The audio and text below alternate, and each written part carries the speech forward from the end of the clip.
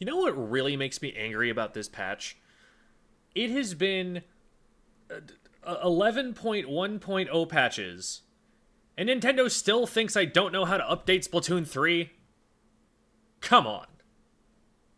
I haven't actually read it yet. I'm just being angry for the sake of generating content.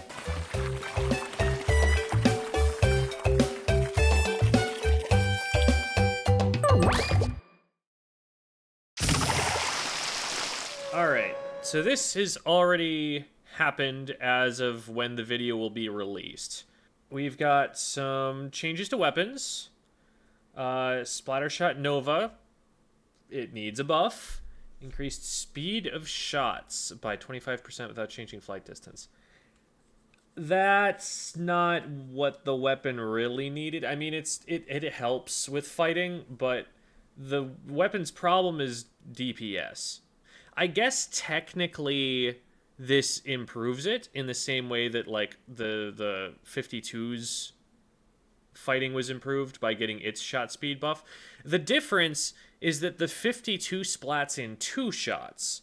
So that shot velocity impacts a much larger proportion of the weapon's TTK, which was already insanely fast. This has one of the slowest TTKs in the game, owing in part to the fact that you need to hit 5 shots.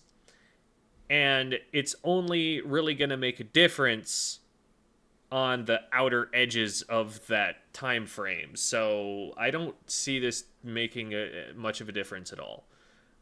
It's good that they know that this weapon needs attention. And, you know, there's a process of these buffs building up and up over time and eventually leading to something. But this doesn't seem like it's going to be enough to do anything substantial. Flingza adjusted the damage fall off on distance for vertical swings, allowing them to deal 50 damage, 100 damage further than they did before. So buff to Flingza, which is interesting. Understandable. We've been seeing very little Flingza recently. For a little while, really. Like, it just hasn't been preferred for a long time. I'm not sure if this is actually what it needed, but maybe we'll see some more use out of it. I mean, missiles aren't bad. Just people seem to be prioritizing other things at the moment. So that'll be interesting to see. That could have an impact here. Octobrushes reduced the amount of ink consumed in swinging the brush. Okay. That's a just solid buff to the Octobrush, and I'm for it. That's a weapon that has never been, like, quite up there to the point where you're seeing it past high level into top level. It's definitely playable now, more so than the brushes have been for a long time, but interesting to see how that goes. Bamboo, increased movement speed while charging or firing.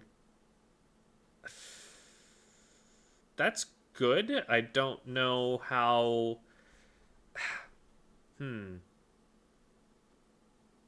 I'm curious about that. I'm curious what impact that has. I want to talk to Esper about that at some point. Bamboo largely gets overshadowed by Pencil right now. Like, it doesn't have enough of a unique identity that doing similar things with just, like, way more range doesn't beat it out a lot of the time. If it's more mobile, maybe that gives it the ability to play a little bit more aggressively in the midline or something and start doing things that Pencils can't do. It also doesn't paint anywhere near as much as the Pencil does, nor for as impactful of specials. But distinguishing it a little bit more as a fighting weapon, that could be a good thing for it. Is that a good thing for the game? I don't know. I mean, everybody hated when Bamboo was meta, so I can't. It's a weapon that makes it very hard to play a frontline weapon. It shuts down a sight line very, very well. Very hard to do anything about it when it's aimed well. So we'll see how that goes. Bloblobber gets a damage buff, which I don't think consistent damage on each of the blobs was ever the problem. This also 30 to 32. So that doesn't take it to a three shot ever. It gets you pretty close, but I mean, it was already pretty close. It got you to 10 HP if you got hit by three of them. From being 4 HP to being, or from being 10 HP to being 4 HP if you get hit by three of them. Is there anything other than like sitting in ink that even makes a difference for? I don't know. There are more fundamental issues with the weapon than that I think will need to be addressed for it to see a big jump. Dowsers reduce time between dodge roll and being able to take another action by, okay, it's 2 frames. I mean, that's impactful for sure, but again, I think this is a weapon that needs a little more than that before it's going to be that desirable. One of the big issues here is that the long range shots are just really, they're long range for sure, but they're like less reliable even than like jet squelcher shots. At least a jet squelcher is going to hit the same target. These are going back and forth, so it's like the most you're going to do is if you get a while to fire at someone who's really low, you might be able to pick them off. But that's about all that those usually do. It's the dodge roll that you really rely on, and the fact that the dodge roll you only get one of, it's very high commitment. So this is kind of addressing one of those issues. It's making it so that you can fight better and like it's not as high commitment once you go into one. It seems like a small impact, but I could see that maybe doing something for it. I don't think it's going to raise it up to meta anytime soon, but it's definitely better. Tent reduced the amount of ink consumed by launching the canopy by... Excuse me? That's a big number. Reduced the amount of ink consumed by launching the... Did it need that? That's really increasing the Brella's uptime by like a lot. Huh. Because on one hand, this weapon wasn't, like, seeing a lot of use. That's a scary large number. And I'm curious to see what this does. I'm also just not a fan because we got a Ludi match coming up, and we're going to be playing against a tent player, at least according to Sendu, so... Couldn't they have waited a week or something? I don't know. Anyway, Dynamo lessened the effect of ink consumption reduction when equipping Ink Saver main. Okay, apparently people were running like 1.2 or 1.3 of Ink Saver main all the time on this thing. So that might be impactful. That might be kind of like an indirect ink consumption nerf. I don't know. I've been on the Dynamo is overhyped train for a long time here. I don't know that it necessarily really needed this, but maybe that has an impact. I don't know. It's also possible that there's some fringe use case that was abusing this in like some Turf War tournament or something that I'm not aware of in Japan. And that they saw that and they were like, ooh, let's not let people do that. It's possible. Let's see. Ultra Stamp, decrease the... Oh, this has been so needed. This special, up until this point, has hit you even though it visibly does not hit you. With lethal damage. So, decreasing the radius at the point of impact with throwing the stamps by approximately... Yeah, this is only fair, I think. It's probably going to hurt a couple of weapons niches because there are a bunch of weapons right now that are basically able to function because Hammer has been silly, and otherwise we wouldn't be seeing very much. So it's like, it was fine as it was, but also, like, it didn't feel good to get hit by that hammer throw a lot of the time. It'd be like, I feel like visibly the information the game is telling me says that I shouldn't get hit by this, but I'm going to move a little bit extra anyway, and, like, still getting hit by the indirect damage off of that. It's like, okay, I'm glad I moved. That's been how it's been. I wouldn't even mind if they instead had just made the hammer visibly bigger to better reflect the size of the hitbox. Like, my problem as a player wasn't so much this is really big, it was, it looks smaller than it is. But I think that, like, this is a reasonable solution. So, okay, points for special. They've buffed the huh? Okay. I guess because they did, I believe, nerf Trizuka recently. So now they're like, okay, maybe we can let this be a little bit more spammy. Huh. That's a slippery slope. I'm gonna have to try that. I'm gonna have to see if that was a mistake that I can abuse. Um, Sploosh. So they nerfed the hammer, but then nerfed the points to special for Sploosh anyway. That seems mean. What did the Sploosh do to you? Definitely didn't win very many games. Splash. They've nerfed crab output, which it's like, I don't know.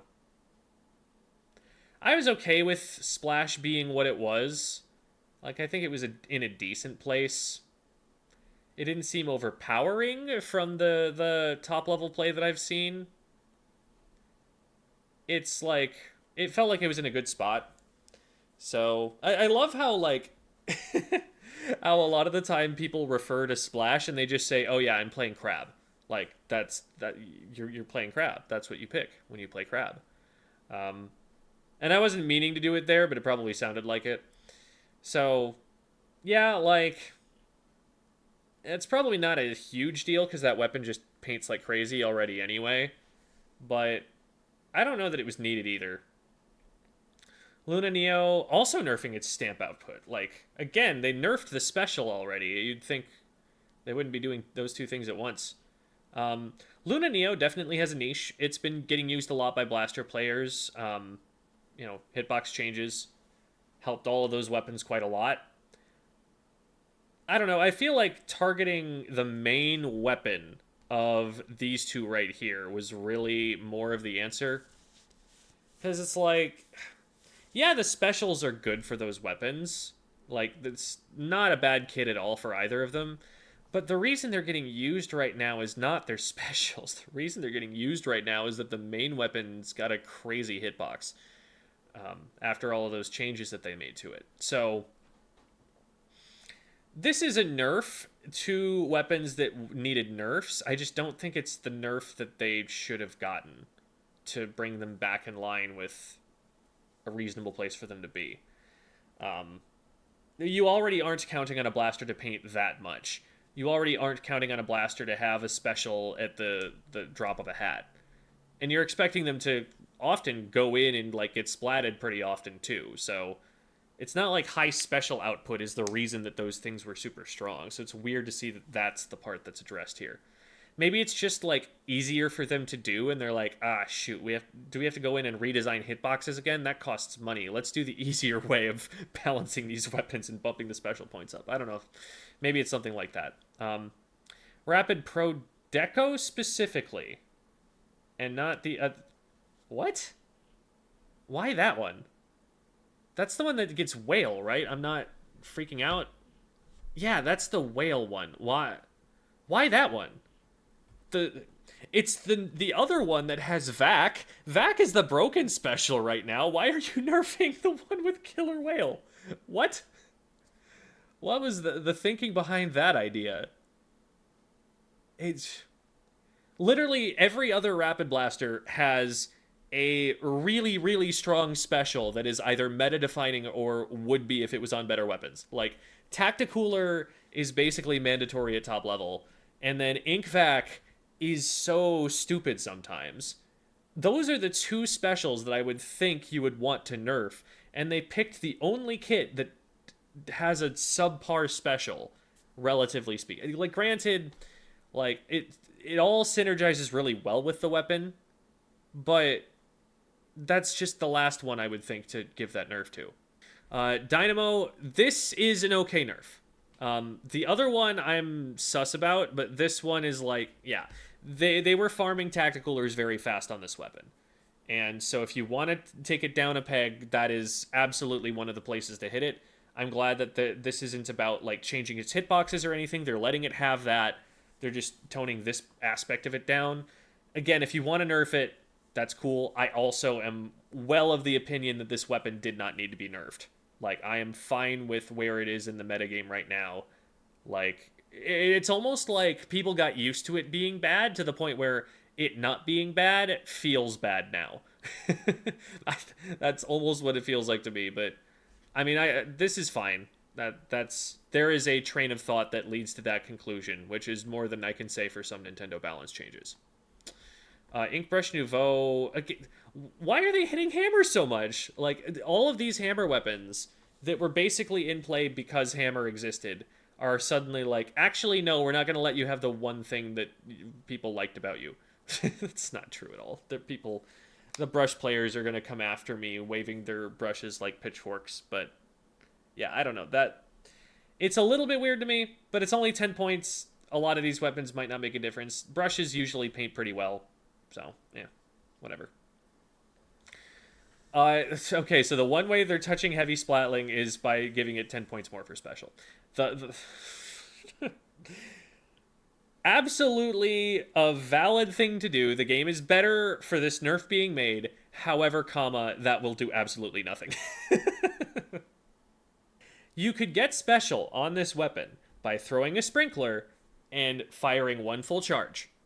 Now you might have to fire 2 full charges. It's still not another ink tank. It's not substantially decreasing that. Actually, it's not increasing your downtime at all. Because you throw a sprinkler, you fire 2 full bursts, and you still are on that ink tank, and then you just pop your special at the same time you would have popped it anyway to get your ink tank refill. Like, that game we saw of the 4K heavy in competitive play, that can still happen completely unchanged, despite this nerf. Nothing that happened in that video, I don't think, would actually be different because of this nerf. Yeah, I mean, you're barking up the right tree, just you're gonna need a ladder still to get up that tree. We've located the problem, we just haven't addressed it yet.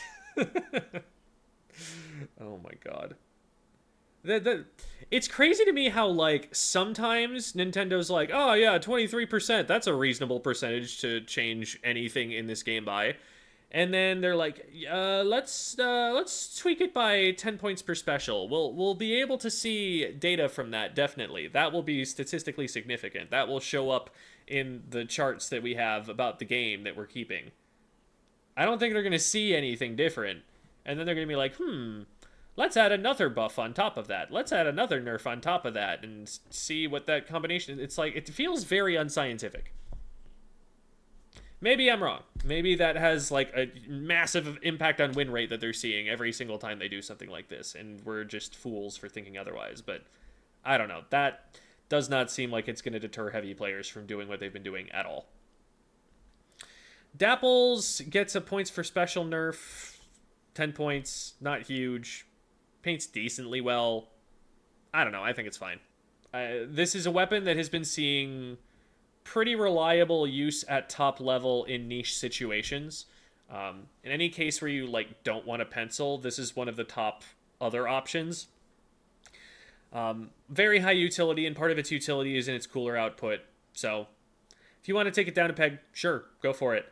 Why would you want to take it down a peg is my question. Like, sure, it's doing fine, but is this bad for the game? Because I would argue that Snipe Rider being an overpowering nightmare is worse for the game than Dapple Doolies. And it has been so long and they just, like, haven't been addressing Snipe Rider. Basically, the only thing that has driven Snipe Rider at all out of the solo pool for anchors recently is Heavy being busted and Bow starting to get better and better. It's been other competitors being brought up to its level in terms purely of paint output. Because it still outranges both of those. And so it's better at bullying backliners than almost anything else besides an E-Leader, which exists purely to do that sort of thing. But now it's like there's other stuff that can paint as well as it. It's not as mandatory for specifically that purpose, even though it also fills the cooler role in the meantime. So, like, one of the things I look at here is I'm like, okay, dapples are good, but like the reason they're seeing so much use is that Snipe Rider exists. And if you don't want to run a Snipe Rider, then you have to run something like the Dapple Doolies. And as soon as you nerf the Dapple Doolies, we're just going to see Pencil coming back. Or we're going to see other alternatives like Zap or Tri Nouveau see more use. But it's like, why are you nerfing specifically this one cooler option? And specifically this one other cooler option? If cooler is still going to be in the meta, and this is just going to push us more towards those other alternatives. Like, do you just want to see less of Dapple Doolies specifically? Why them? If you want to nerf cooler output, hit every cooler weapon that's being used right now. And then you'll have a significant impact on the game. Then you'll reduce the reliance on cooler. But if you just do it to one of these weapons, it's just like, screw this one in particular. Use a different one. We tire of your dapples. Let's see your Tri Nouveau now. Why? And then Splat Doolies. These already felt like they were kind of on their way out, but maybe that's NA bias. Maybe there's something going on in Japan that I'm not seeing. But I wasn't seeing a ton of these already anyway. And wasn't feeling like ultra threatened by them. They're doing the same thing to Splash, so maybe it's just they generally want to see a little bit less crab. These have always been confusing to me. These have always been perplexing. I'm trying to think like, okay, what is the rationale behind these decisions? There are like a couple where I'm like, there is a reasonable train of thought that leads someone to do that, but it's like a couple of them. And the rest of them, I'm like, there was probably something else you could have done to see the impact that you're looking for on the game right now. But they did make a lot of changes to these weapons, some of which I think are like in the right direction at least. And so maybe with this number of changes that they made to all this other stuff, if they wanted to make other balance changes, they didn't have time or resources to do that. So they tried to address other things with points to special nerfs and buffs and tried to shift things around that way. I imagine there's a certain triage of like, here are the main priorities for the patch, and anything that we see that we want to address but we don't have like the time for, we do this way. Maybe that's the thought process. I don't know. Changes to X battles. So I looked at a little bit of this, like very briefly, and forgot most of it. But this might actually be the biggest impact of the patch, is how the X battle system changes. So changed matchmaking so that instead of having players with similar X power at that time battle each other, now players whose final X power will likely become similar after... Oh, that's interesting. I don't think I remember reading that. Final X power will likely become similar after accumulating matches. So they're going to look at like your end of season powers and compare those. Interesting. And it's not similar at that time. It's similar. I might really like this. Because I have this pattern of doing really poorly in placements and spending the entire season working my way up. Like, my scores will improve by like 300, 400 points over the course of a season. Just placements bad, steadily play until those scores get better. This might make it so that I am less volatile. This might make it so that I'm spending more time in the skill bracket that I'm used to playing. I like the idea. I'm really... Even if this absolutely flops and sucks for everybody, I want to go on record right now that I kind of appreciate them trying this just to see what happens. And again, maybe it's a terrible idea. Maybe there's a precedent for being a terrible idea in other games. But off rip, I like this idea. I like how they're thinking. And I'm curious to see what happens because of it. But there are other changes too. So who knows? Maybe, you know, the impact of all of these together combines to something bigger than the sum of its parts. Worse or better than the sum of its parts. Change systems for matchmaking and team division to make it less likely to result in skill disparity between teams, even in time zones regions when there are not many players. Less likely to result in skill disparity between teams. That might mean longer queue times. Like, sometimes that sort of thing is inevitable. But maybe there's a tweak to some logistical part of how it ran that is just an objective improvement that someone spotted. Like, maybe this is something that they've been wanting to implement for a while and they decided to just bundle it in a patch with a lot of other changes to X. Maybe that's something that just makes sense. It's hard to say without knowing exactly what the change is. That might be something that data miners look into and can get us information about. I haven't gone and looked. Again, I always want these reactions to be blind in case there's something that actually gets a reaction out of me. So, content. Okay, T-Tech Division, players with X power less than 2k, players with X power of 2k or higher may be matched together. I remember this. They're recognizing that everyone's leaving the NA servers. And they're like, oh crap, people aren't getting games now. We need to let them get games.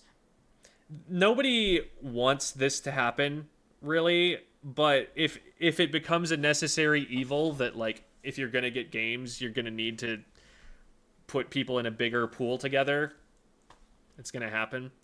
I think the ultimate impact of this is that it drives even more people to Takaroka, but that also feels kind of inevitable right now. Like, I legitimately don't know what Nintendo could possibly do to keep people in the Tentatech division of the competitive players who have left. Because basically what's happening is NA top-level players are running into each other at the top of Tentatech division. And they're like, well, I'm not learning anything from this. I want to go where there are a whole bunch of people with 4K X powers. That's the Japanese server. That's not here. So they go. As soon as they go, the exact same thing happens to the next skill bracket below them. They're like, wait, I'm getting like arbitrary point gain now. That doesn't mean anything to me because I'm not actually doing it against the best players in the world. I want to go where people can beat me. And so they go over to Takaroka. And just on down the line, you get the whole community starting to bleed over into the Takaroka division to the point where Tentatech just kind of isn't going to get used anymore. And basically, it seems to me the only way to change that, at least for the competitive scene, is for North America and Japan to be equal in skill. I don't see another way for that to not happen. Now, if you made it so that you were required to play in the region that you had the lowest ping with, then you could make that happen. And that, my experience is that that's usually what they do in competitive online games. They don't give you this opportunity to swap, which is like, it's good for the individual player because they get to go where they feel like they'll get the best practice. You know, they get to decide between whether they want the lag or whether they want the weaker overall player base and wonky ratings not lining up with everybody else's rankings. Like, I like as a player that I get to choose that, but also I don't like that the choice, all of the incentives are pushing me toward playing out of my region. Which isn't really out of my region because it's all peer-to-peer. So I end up playing against North American players anyway.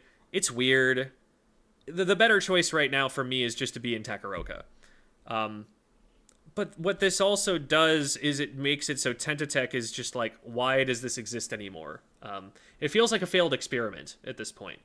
And this is kind of just damage control that they're doing until Splatoon 4 to make sure that people in Tentatech can still actually get games. But they're going to be worse games now. Like, I stand by the fact that less than 2,000 being split from 2,000 plus, like, there is a noticeable jump in the skill level as you go across that barrier. Very noticeable. Like, it's, for a lot of people, it's an ELO whirlpool, like I call it. They have a really easy time getting out into the higher level and a really hard time staying there. And they go back and forth between the two all the time. That's a pretty common place to be. There is a definite jump in skill, and forcing the best players in the world to play with the people who are under that floor, I don't think that that's a good idea. I think that really devalues the experience of competitive play for them in that game mode. So I think that that's a good split to have, and the fact that Tentatech is losing it is further worse in terms of the experience of being in it, but also nobody's being in it anymore anyway. It's kind of just a sinking ship. And I don't think that's necessarily like on Nintendo per se. Like, I think like having the separate servers made sense in theory and was a good experiment. It's like what I talked about up here, where it's like, even if this ends up having unforeseen consequences and flopping, I'm glad that they're experimenting and getting that data to see if it would.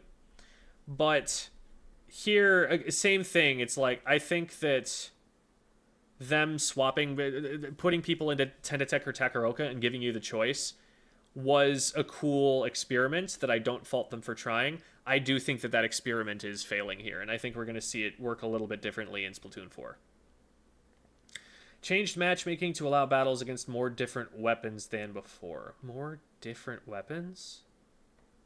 Oh god, what does that mean? Additionally, we've changed the pairing system for the weapons the players battle against. Up until now, weapons have been divided into several groups, and the system more frequently pairs weapons belonging to the same group for battles. We've changed that system to make it so that players more frequently battle with weapons of similar preferred ranges, regardless of group, in order to reduce the likelihood of the player's weapon always being pitted against weapons with a longer or shorter preferred range. This is needed, and I am glad that this is what all of that meant.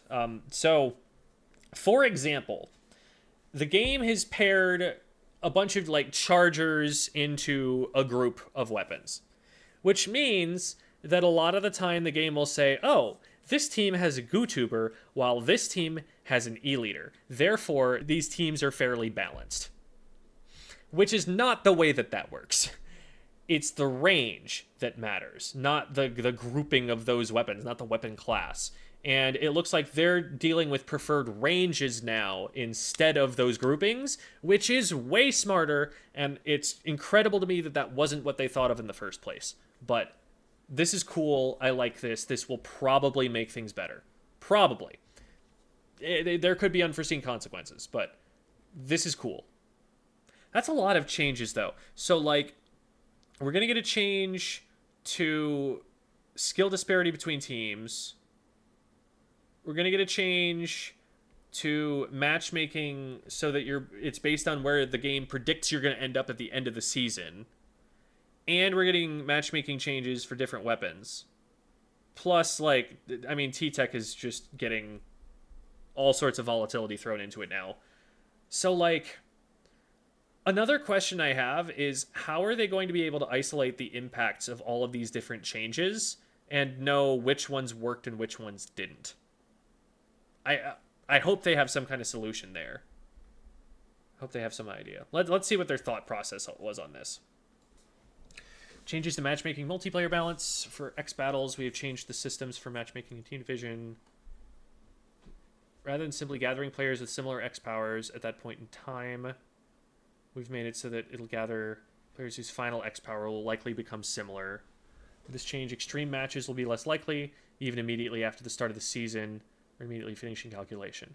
This is a really good goal to have. To make placements seem more representative of where you should actually be placed, instead of being something you've got to work up from, or something that can randomly give you top 10 for some reason before rapidly taking it away. Like, that sort of thing is silly, and the fact that they're trying to address it is cool. And again, all criticism is available to the means that they're taking to address it. It might work, it might not, but I like that thinking, at least. Matchmaking's taking a long time. It'll gradually soften the criteria for determining similar level of ability, but we've changed these criteria in the system for team division to ensure that the level of ability of players in both teams will be symmetrical, even in place with fewer players. So what is the variable that's going to give here? Like, is it just some optimization they've found, or is this going to mean longer queue times in those areas? For multiplayer balance, we made changes based on battle data from 11.0. Among the weapons that were upgraded in version 11.0 or were greatly affected by changes to the battle system, we made changes to slightly reduce the performance of some weapons that battle data showed have become highly impactful. For some of the weapons that did not receive much benefit from the battle change systems, we've made changes to slightly raise their performance, make them easier to wield. The next update will change. So they did it based on basically what were... Okay. They're not trying... This gives a little bit more of an idea of why they made the changes they made. They're trying to just set things back to the way they were before a little bit.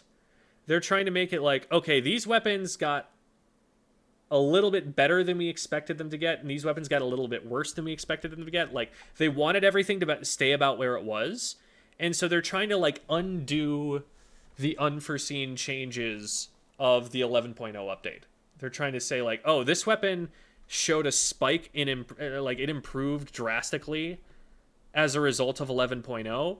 Therefore, we're going to take that down a notch, regardless of what its position is in the game now or whether it's healthy. It's like, I see the approach. I think there could have been more nuance to deciding which weapons to pick, and also the means that they're using. Like, maybe we don't see the results in Japan to back this up, but like, these two weapons are running rampant right now in NA lobbies, and this is not the exact area that is the reason that they're running like that. So, I see the reasoning better now, and I kind of get it. And it's based on their data on which weapons went up and down because of that. You don't have to agree with all of it, but at least a lot of it has a justification that nominally makes some sense. I'm definitely curious, mostly about these changes. I think this is what's going to have the biggest impact on my game-to-game experience. I think a lot of these weapons are just not being seen at all in general right now for reasons beyond just the 11.0 patch. I think this is crazy, and we might legitimately see an uptick in tent players because of this. This stuff... Some of it could make a difference, especially like support weapons, like cooler output here. That might make it a little bit of a difference. This might do something. This might do a little bit of something. But I don't think a lot of that is going to be that big. Overall, I don't have strong feelings, I guess, which is bad for a video, so I'm just going to start off the video by pretending to be angry, and then hopefully that'll carry everybody through to see the rest of it.